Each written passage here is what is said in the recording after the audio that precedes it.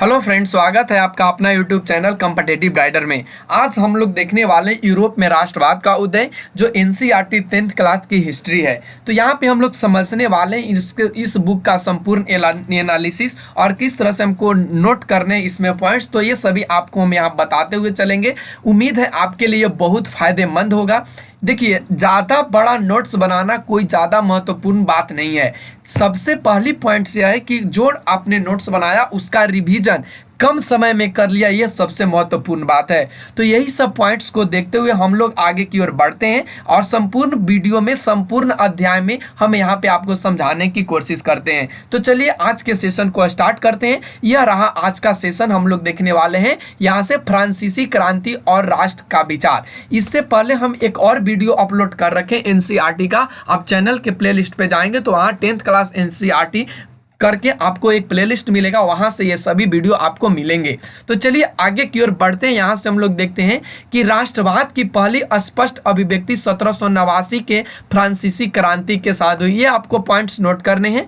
जैसा कि आपको याद होगा, 1789 में फ्रांस एक ऐसा राज्य था जिससे संपूर्ण भूभाग पर एक निरंकुश राजा का आधिपत्य था। हमने निरंकुश राजा का मतलब समझा रखा कि निरंकुश राजा क्या होते हैं फर्स्ट वीडियो में। तो यहां से हम लोग ये देखने की कोशिश कर रहे हैं कि 1789 में फ्रांस एक ऐसा राज्य था जहां संपूर्ण भूभाग पर, वहां की संपूर्ण जो भूमि थी फ्रांस में, वहां पे एक निरंकुश शासक था जिसका कोई अंकुश नहीं था। जो उसको जी में आता था वही करता था। फ्रांसीसी क्रांति से जो राजनीतिक और संवैधानिक बदलाव हुए, उन्हें प्रभु सत्ता राजतंत्र से निकलकर फ्रांसीसी नागरिकों के समूह में हस्तांतरित हो गई। क्रांति ने घोषणा की कि अब लोगों द्वारा राष्ट्र का गठन होगा और वे ही उनकी नियति तय करेंगे। यानी अब यहाँ से क्या हुआ, कुछ फ्रांसीसी क्रांति से राजनीतिक में बदलाव आया और यहाँ तक कि बदलाव इस तरह से आया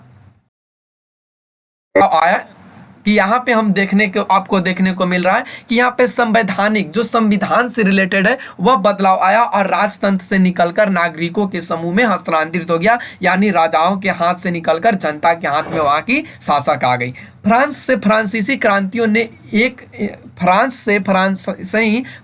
क्रांतियों ने अनेक ऐसे कदम उठाए जिससे फ्रांसीसी लोगों में एक सामूहिक पहचान की भावना पैदा हो सकती थी। पितृभूमि और नागरिक जैसे विचारों ने एक संयुक्त समुदाय के विचार पर बल दिया, जिससे एक संविधान के अंतर्गत समान अधिकार प्राप्त थे। अतः एक नया फ्रांसीसी झंडा तिरंगा चुना गया, जिसे पहले के राजध्वज की जगह ले ली। स्टेट जनरल का चुनाव सक्रिय नागरिकों के समूह द्वारा किया जाने लगा और उनका नाम बदलकर नेशनल असेंबली कर दिया गया। आप ये पॉइंट्स को याद रखेंगे, यहाँ से यहाँ पॉइंट्स को आप याद रखेंगे। नई स्तुति रची गई, शपथें ली गई, शहीदों का गुणगान हुआ और यह सब राष्ट्र के नाम पर हुआ। एक केंद्रीय प्रशासनिक व्यवस्था लागू हुई कि जिसने अपने भूभाग में रहने वाले सभी नागरिकों के लिए समान कानून बनाए। आंतरिक आयात निर्यात शुल्क समाप्त कर दिए गए और भार तथा नापने की एक समान व्यवस्था लागू की गई। क्षेत्रीय बोलियों को हतोत्साहित की गई और फ्रेंच और पेरिस में फ्रेंच जैसी बोली और लिखी जाती थी। वही राष्ट्र की साझा राष्ट्र की साझा भाषा बन गई। तो उम्मीद है यहाँ तक के पॉइंट्स आपको समझ में आ गए होंगे। देखिए, यहाँ से कुछ आपको डायलॉग बॉक्स में दिया है कि एक जर्मन पंचांग या तिथि पत्र यहाँ पे दिखा रहा है। देखिए, यहाँ पे यह जर्मन पंचांग या तिथि पत्र है जो यहाँ पे आपको दिखा रहा है। मुख्य पृष्ठ जिसे पत्रकार एड्रियास रेबान ने 1798 में डिजाइन किया। फ्रेंच बालस्टील में क्रांतिकारी भीड़ के प्रवेश के चित्र को उससे मिलते जुलते किले की बगल में बनाया गया है। यह किला जर्मन प्रांत कैसेल में निरंकुश शासन के गढ़ के लिए रूप में चित्रित है। इस चित्र के साथ एक नारा दिया गया था। इस नारा को आप याद रखेंगे। क्या दिया गया था देख लीजिए। लोगों को अपनी आजादी मुट्ठी में कर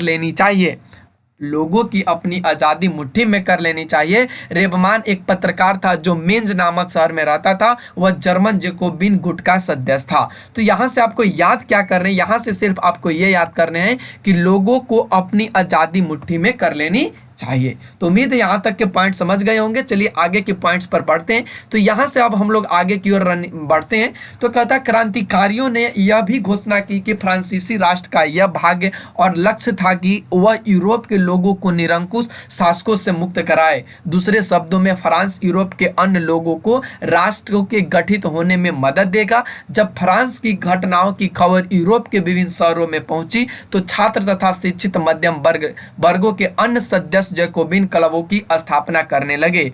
उनकी गतिविधियों और अभियानों ने उन फ्रेंच सेनाओं के लिए रास्ता तैयार किया जो 1970 के दशक में हॉलैंड बेल्जियम, देखिए 1970 के दशक में हॉलैंड, बेल्जियम, स्विट्जरलैंड और इटली के बड़े इलाके में घुसी।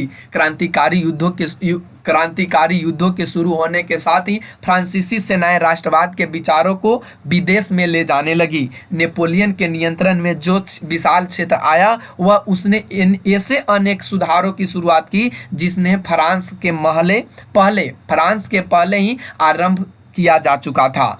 यहाँ तक के पॉइंट्स को समझिए। तो देखिए यहाँ से कहता है कि यहाँ से जो निरंकुश शासक का शासन था अब वह समाप्त हो जाता है और जनता के हाथों में आ जाता है। और जनता के जब हाथ में आता है तो सबों के लिए एक कानून बनता है। सबों के लिए एक कानून बनने के साथ ही जो राष्ट्रवाद के हित में जो भी कार्य होते हैं, राष्ट्रीय ध्वज अपनाया गया, जो शहीद हुए उनका गुणगान किया गया, सभी लोगों के जो भाषा थे भाषा को लेकर भी सुधार किया गया। तो ये सभी पॉइंट्स अभी तक के हम लोगों ने देखा। तो आगे की ओर यहाँ पे बढ़ रहे हैं। तो यहाँ से जो जो फ्रांस का जो भूभाग पहले से वह अधिकृत में था किसी दूसरे के, उस सभी को छोड़ा करके उन सबों में बांट लिया गया। और 1970 के दशक आते आते जो हॉलैंड, बेल्जियम, स्विट्जरलैंड और इटली बड़े इलाके में घुसी, वह भी उनको क्या कर दिया गया, युद्ध के शुरू होते ही उन सबों को विदेश ले जाने लगा, उन सभी का जो भी इलाका था। तो उम्मीद है यहाँ तक के पॉइंट्स को समझ में आ गया होगा। चलिए आगे के पॉइंट्स को समझते हैं। तो यहाँ कहता है नेपोलियन के नियंत्रण में जो विशाल क्षेत्र आया वहाँ उसने अनेक ऐसे सुधारों की शुरुआत की जिन्हें फ्रांस में पहले ही आरंभ किया जा चुका था। फ्रांस में राजतंत्र वापस लाकर नेपोलियन ने निस्संदेह वहाँ प्रजातंत्र को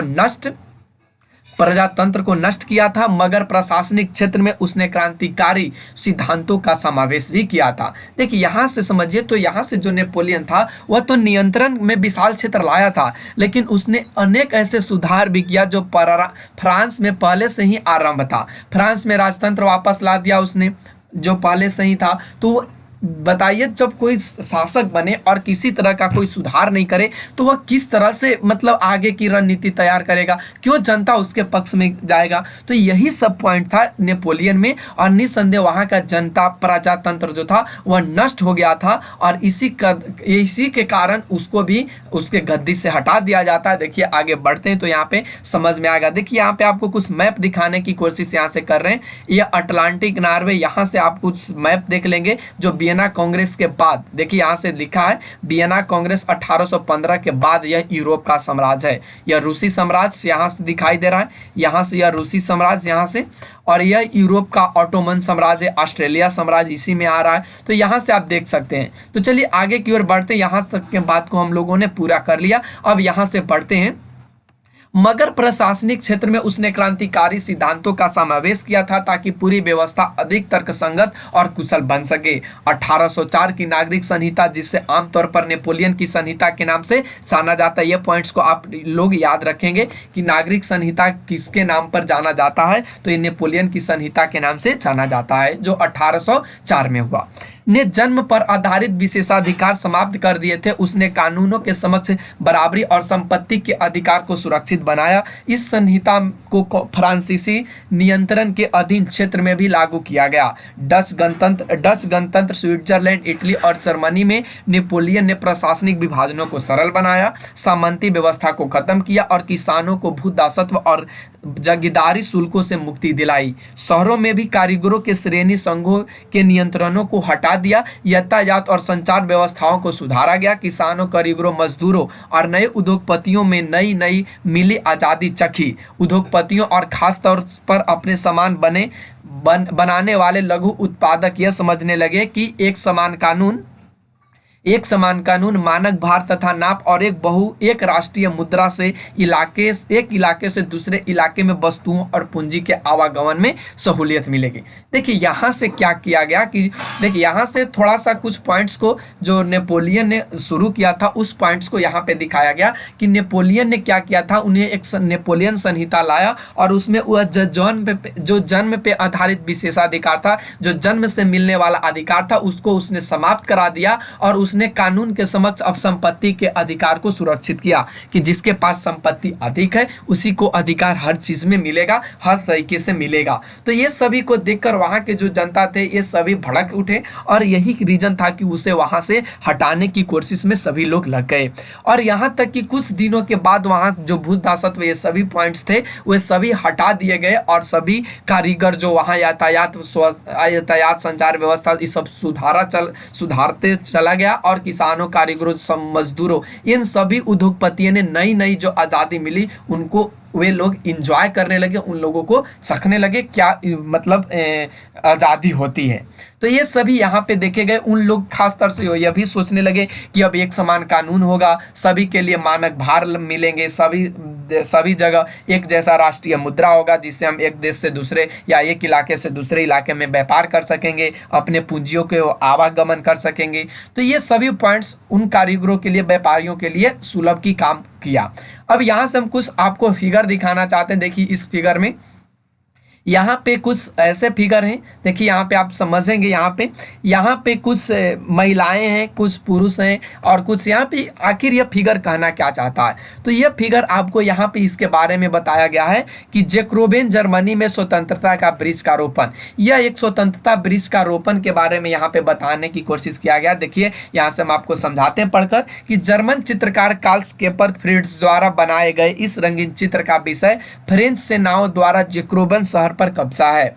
जो जर्मन सेनाओं था उनको जैकोबेन शहर पर उन्होंने कब्जा किया था। अपनी नीली, सफेद और लाल पोशाकों से पहचाने जाने वाली, देखिए यहाँ से नीली पीली जो पोशाक हैं उन सभी से पहचाने जाने वाली फ्रांसीसी सैनिकों को दमनकारियों के रूप में प्रस्तुत किया गया है। जो एक किसान की गाड़ी, जैसे यहाँ आप देख रहे हैं यहाँ पे एक किसान की गाड़ी को बाएं ओर छीनते हुए कुछ युवा महिलाओं को तंग करते हुए, देखिए यहाँ पे कुछ युवाएं हैं जो महिलाओं को तंग कर रहे हैं। फिर उसके बाद बीच का अब अग्रभाग और एक किसान को घुटने टेकने पर मजबूर किया गया। देखिए यहाँ पे किसान को घुटने टेकने पर मजबूर किया जा रहा है। स्वतंत्रता के वृक्ष पर लगाई जा रही पट्टी पर जर्मन में लिखा है, उसका अनुवाद है, हमसे आज़ादी और समानता ले लो।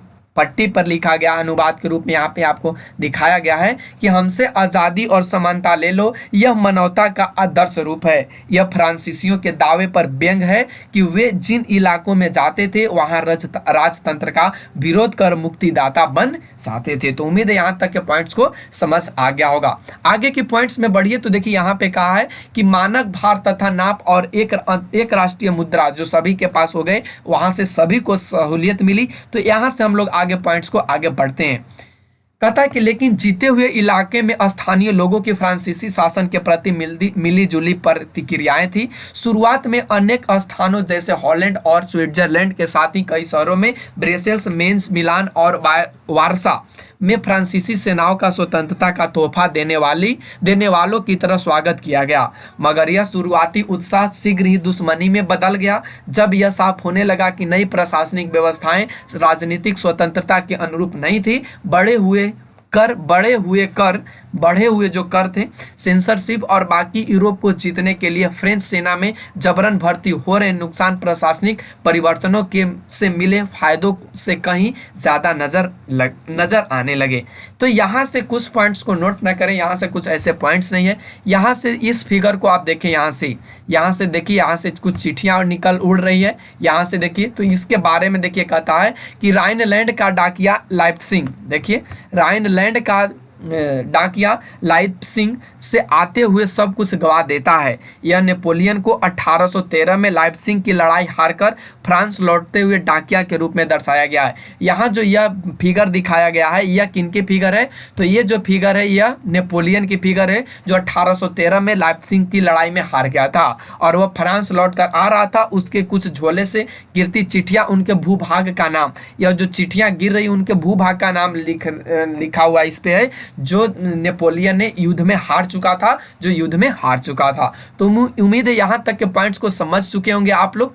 तो आगे आज हम लोग देखिए यहाँ से बढ़ने वाले हैं, यूरोप में राष्ट्रवाद का निर्माण, आखिर किस तरह से वहां पे निर्माण हुआ राष्ट्रवाद का, किस तरह से वहां की कुछ महत्वपूर्ण तिथियों को भी हम लोग देखेंगे जो हमारे लिए बहुत इंपॉर्टेंट है, एग्जाम में सीधे सीधे पूछ लिए जाते हैं। अगर आप मध्य 18वीं सदी के यूरोप के नक्शे को देखें तो उसमें वैसे राष्ट्र राज नहीं मिलेंगे जैसे कि आज हैं, जिन्हें आज हम जर्मनी, इटली और स्विट्जरलैंड के रूप में जानते हुए तब राजशाहियों, डचियों और कैंटोनों में बटे हुए थे, जिनके शासकों के स्वायत्त क्षेत्र थे। पूर्वी और मध्य यूरोप निरंकुश राजतंत्रों के अधीन थे और इन इलाकों में तरह तरह के लोग रहते थे। वे अपने आप को एक सामूहिक पहचान या किसी समान संस्कृति का भागीदार नहीं मानते थे। अक्सर वे अलग अलग भाषाएं बोलते थे और विभिन्न जाति समूहों के सदस्य थे। उदाहरण के तौर पर ऑस्ट्रिया हंगरी का शासन करने वाला हैब्स साम्राज्य कई अलग अलग क्षेत्रों और जनसमूहों को जोड़कर बना था। इसमें एल्प्स का टिरोल, ऑस्ट्रिया और सुडेनलैंड जैसे इलाकों के साथ साथ बोहेमिया भी शामिल था। यहाँ जो था ये इन सबों के साथ साथ उदाहरण के तौर पर देखें तो ये सभी भी शामिल थे जहाँ के कुलीनबर्ग में जर्मन भाषा बोलने वाले ज़्यादा थे।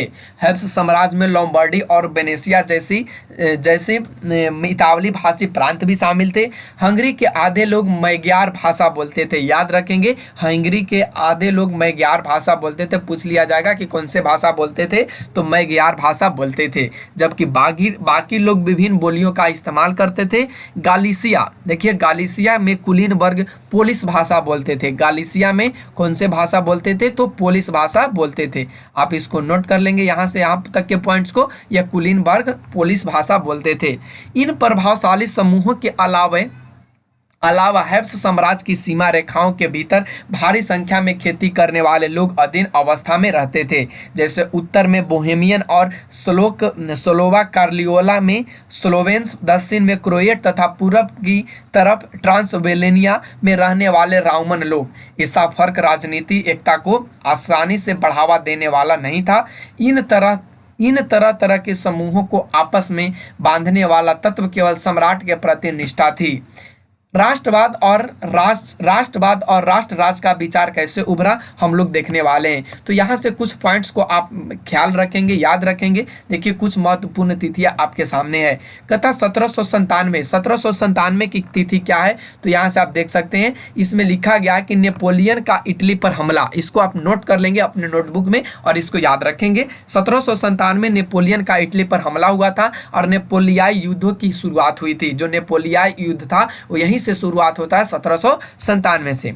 1814 से 15 की बात करें तो नेपोलियन का पतन इसमें शामिल है, 1814 से 15 के बीच में। और इसमें वियना शांति संधि भी होता है, जो हम आगे चर्चा करने वाले हैं। वियना संधि क्या है, किस तरह से यह हुआ।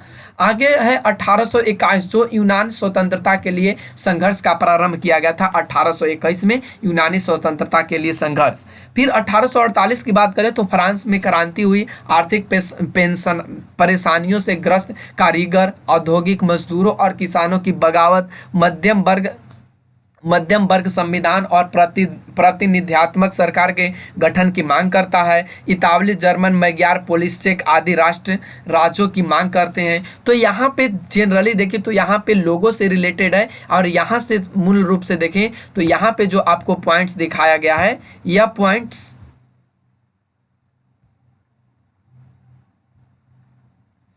यहाँ से पॉइंट्स जो दिखाया गया है, सॉरी एक सेकेंड,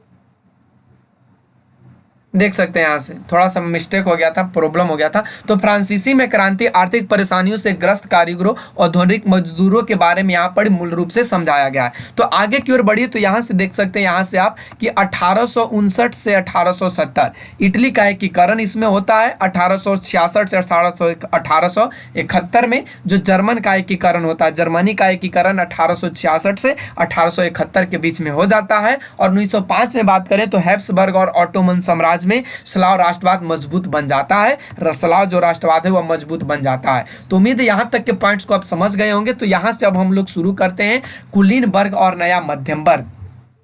सामाजिक और राजनीतिक रूप से जमीन का मालिक कुलीन वर्ग यूरोपीय महाद्वीप का सबसे प्रभुत्वशाली वर्ग था। इस वर्ग के सदस्य एक साझा जीवन शैली से बंधे हुए थे। यह जो कुलीन वर्ग था वह साझा करता था जीवन शैली से यह बंधा हुआ था जो क्षेत्रीय विभाजनों के आर पार व्याप्त थी।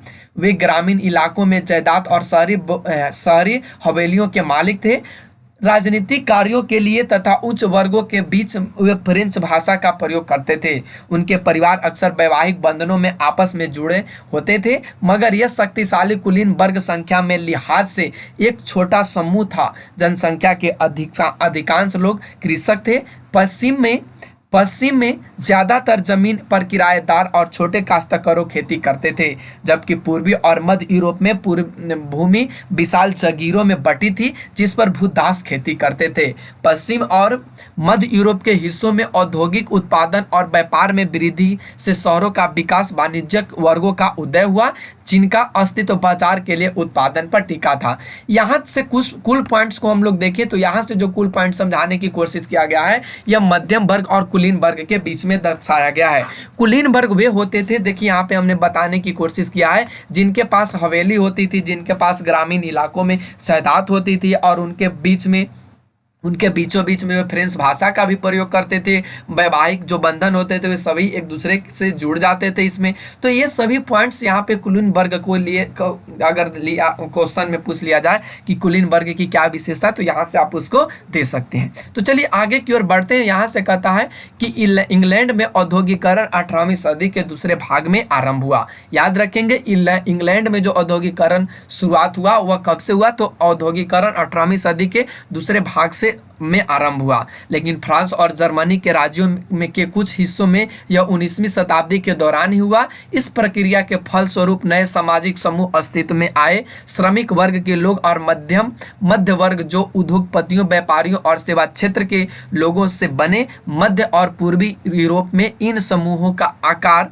19वीं सदी के अंतिम दशकों तक छोटा था। कुलीन विशेषाधिकारों की समाप्ति के बाद शिक्षित और उदारवादी मध्य वर्गों के बीच ही राष्ट्रीय एकता के विचार लोकप्रिय हो गए। तो यहाँ से कुल पॉइंट्स को आप देख सकते हैं, यहाँ से कुल पॉइंट्स को आप देख सकते हैं। चलिए आगे के पॉइंट्स को देखते हैं। यहाँ से अगला पॉइंट्स उदारवादी राष्ट्रवाद के क्या मायने थे, यहाँ से आप देख सकते हैं। यहाँ कहता है कि यूरोप में 19वीं सदी के शुरुआती दशक में राष्ट्रीय एकता से संबंधित विचार उदारवाद से करीब से जुड़े थे। उदारवाद यानी लिबरेरिज्म शब्द लातिन भाषा के मूल लिबर पर आधारित है जिसका अर्थ है आज़ाद। याद रखेंगे, यहाँ से आप यह पॉइंट्स को याद रखेंगे कि लिबर पर आधारित है और लिबर का मतलब क्या होता है, आज़ाद। ये पॉइंट्स को आप नोट कर लेंगे। नए साम्राज्यवाद, देखिए आगे बढ़ते हैं। नए मध्यम वर्गों के लिए उदारवाद का मतलब था कि व्यक्ति के लिए आज़ादी और कानून के समक्ष सबकी बराबरी। व्यक्ति के प्रति क्या होना चाहिए, उदारवाद होना चाहिए, सबके समक्ष बराबरी। राजनीतिक रूप से उदारवाद एक ऐसी सरकार पर जोर देता था जो सहमति से बनी हो। फ्रांसीसी क्रांति के बाद से उदारवाद निरंकुश शासक और पादरी वर्ग के विशेषाधिकारों की समाप्ति, संविधान तथा संसदीय प्रतिनिधि सरकार का पक्षधर था। 19वीं सदी के उदारवादी निजी संपत्ति के स्वामित्व की अनिवार्यता पर भी बल देते थे, लेकिन यह जरूरी नहीं था कि कानून के समक्ष बराबरी का विचार सबके लिए मताधिकार के पक्ष में था। आप याद करें कि क्रांतिकारी फ्रांस उदारवादी प्रजातंत्र का पहला राजनीतिक था। और आगे बढ़े तो देखिए यहां से और आगे बल देते थे जो उनके मताधिकार के पक्ष में था। आप याद भी करेंगे तो यहां से आपको मिल जाएगा कि यह जो प्रजातंत्र था यह पहला राजनीतिक प्रयोग था फ्रांसीसी क्रांति में जो देखा गया।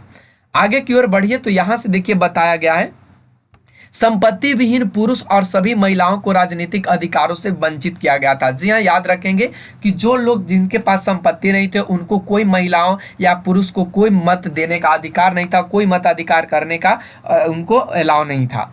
केवल थोड़े समय के लिए जैकोबिन शासन के सभी वयस्क पुरुषों को मताधिकार प्राप्त था, मगर नेपोलियन की संहिता पुनः सीमित मताधिकार वापस आई और उसने महिलाओं को अवयस्क दर्जा देते हुए पिताओं और पतियों के अधीन कर दिया। संपूर्ण 19वीं सदी तथा 20वीं सदी के आरंभिक वर्षों में महिलाओं और संपत्ति विहीन पुरुषों ने राजनीतिक अधिकारों की मांग करते हुए विरोध आंदोलन भी चलाया। यानी यहाँ से अगर कुल टोटल देखें तो यहाँ से अपने अधिकार को लेकर यहाँ से तक के पॉइंट्स को हमने देखा। यहाँ से क्या देखा कि यहाँ जो अधिकार था मत देने का वह समाप्त कर दिया गया था, लेकिन ये पॉइंट आप याद रखेंगे, नेपोलियन की संहिता ने उन्हें पुनः सीमित अधिकार दर्जा देते हुए संपूर्ण कर दिया। ये पॉइंट्स को आप नोट कर लेंगे।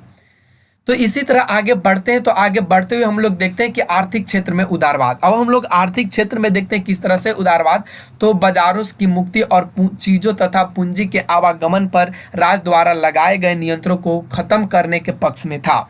19वीं सदी के दौरान उभरते हुए मध्य वर्गों की यह जोरदार मांग थी। आइए हम 19वीं सदी के पहले भारत भाग में जर्मनी भाषा इलाकों का हम लोग कुछ पॉइंट्स को देखते हैं। तो यहाँ से हम लोग आगे की ओर जैसे ही बढ़ रहे हैं तो यहाँ से हमको पता चल रहा है कि नेपोलियन के प्रशासनिक कदमों के अनगिनत छोटे प्रदेशों ने 39 राज्यों का एक महासंघ बना। इसमें प्रत्येक की अपनी मुद्रा और नापतोल की प्रणाली थी और 1833 में हैब्सबर्ग से न्यून वर्ग में जाकर अपना माल बेचने वाले एक व्यापारी को 11 सीमा शुल्क नावों से गुजरना पड़ता था। तो हम लोग आज के लिए बस इतना ही रखेंगे, फिर अगले वीडियो में हम लोग देखेंगे। तो आज के लिए इतना ही। कैसा लगा वीडियो आप कमेंट करें। किसी तरह की अगर कोई त्रुटि होती है, प्रॉब्लम होती है तो आप कमेंट करिए। आपके कमेंट को सुधारा जाएगा। आपके कमेंट के जो भी आएगा उन सभी को पढ़कर सॉल्यूशन किया जाएगा और अच्छे तरीके से आप लोगों को बताने की कोशिश किया जाएगा। तो आज के लिए बस इतना ही। Thanks for watching. Take care. Bye bye.